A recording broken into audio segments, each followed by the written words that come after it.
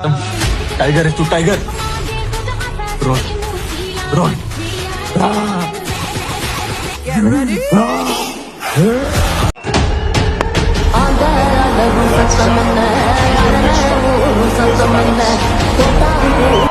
League స్టేజ్లో ఏం లేదు, గ్రూప్ స్టేజ్లో ఏది తేడా కొట్టిందో, సెమీఫైనల్ స్టేజ్లో ఏదైతే మిస్ అయిందో అవన్నీ ఈరోజు పులి బ్యాట్ నుంచి మీరు ఫైనల్స్లో చూస్తారు.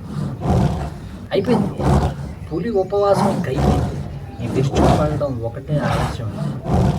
అయినా ప్రతి మ్యాచ్ ఎవడైనా కొడతాడు, బట్ క్రూషియల్ ప్లే ఫైనల్ మ్యాచ్లో కొట్టేవాడే పులి అవుతాడు. ఆ పులి ఎన్నాళ్ళు ఉపవాసం చేసింది కాబట్టి అన్ని టీములు బ్రతికిపోయాయి. బట్ ఈరోజు న్యూజిలాండ్ బలవైపోతుంది, అది కూడా పులి చేత. పులి కొట్టే కొట్టుడికి మొత్తం డ్యామేజ్ చేస్తాడు, టీం మొత్తానికి డ్యామేజ్ చేసే పులి గాండ్రించే స్టేడియం నుంచి లోపలికి పెవిలియన్. పులి అంటే ఏమనుకుంటున్నారా మీరు? పులి ప్రతిసారి వేటాడదు, దానికి ఆకలి వేసినప్పుడే వేటాడుతుంది. మా పులి కూడా అంతే, దానికి ఆకలి వేయాలి. ఎన్నాళ్ళు ఉపవాసం వల్ల ఆకలి లేదు, కానీ ఇప్పుడు ఆకలితో పచ్చాకలితో ఉంది. ఎలా విరుచుకు పడుతుందో ఈరోజు మీరే చూస్తారు.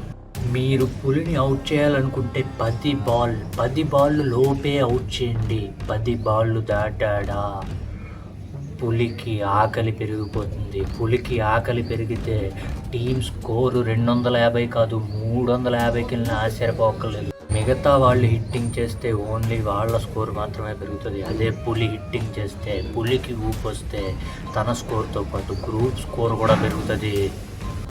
పులి కోత చూడబోతున్నారు ఈరోజు. అవుట్ చేస్తే 10 బాల్లోకి అవుట్ చేసుకుంటారు. 10 బాల్ దాటి 11వ బాల్కి ఎంటర్ అయిందా పులి, ఏ ఒక్కడు మిగలడు, ఇంకొక ప్లేయరే దిగడు ఇండియా టీం నుంచి. పులే మొత్తం ఫస్ట్ ఓవర్ నుంచి 20 ఓవర్స్ దాకా ఉంటారు.